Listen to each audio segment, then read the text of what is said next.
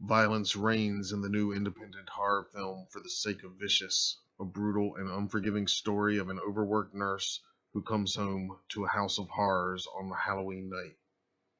Laura Burke plays the nurse, Romina, who comes home to find a seemingly crazed stranger with an unconscious hostage already in her house. She soon learns that the stranger is in fact the father of a young girl that she treated after the girl was raped 5 years ago, and the hostage happens to be her landlord.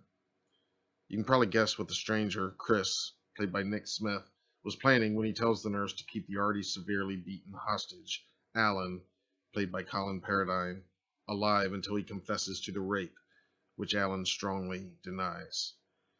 This already dark scenario takes a turn for the worse when a group of masked men invade the house like oversized trick-or-treaters hungry for blood rather than candy.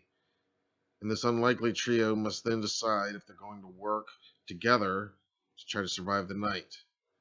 It just gets bloodier from here, as a second gang of masked invaders on motorcycles are soon dispatched to the nurse's house as well.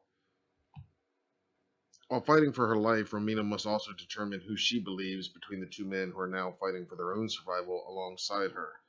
Burke's performance is grounded and believable, hinting at a prior trauma that Romina previously survived that probably gives her added inner strength on this particular night.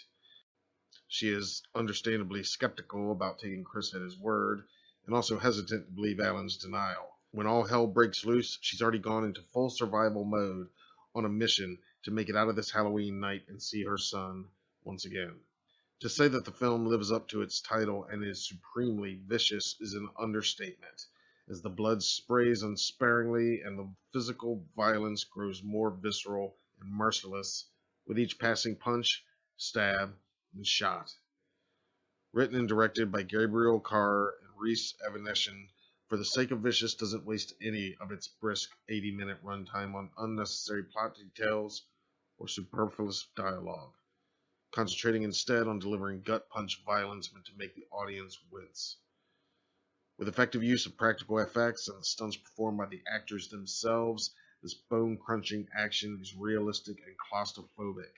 Each hit in the numerous fights and each scream of agony are palpable, always leaving a mark on both the victims and the viewers. The synth-heavy soundtrack by Foxgrinder pumps, with dark dirges providing a semi-futuristic coolness to the overall aesthetic of the film, and a driving pulse propelling the action. The gangster bikers on their way to the nurse's house is an especially well-executed sequence that just screams cool.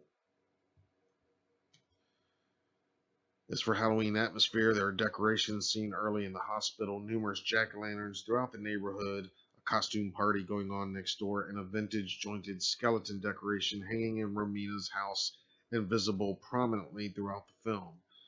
By the time the actual young trick-or-treaters come knocking, it's a welcome breath of innocence amid all the chaos. A real treat for the most bloodthirsty out there, and a testament to just how far a parent will push themselves for their child. Vicious is recommended for the sake of a mother's love and of a father's vengeance. For the Sake of Vicious is out now from Dread.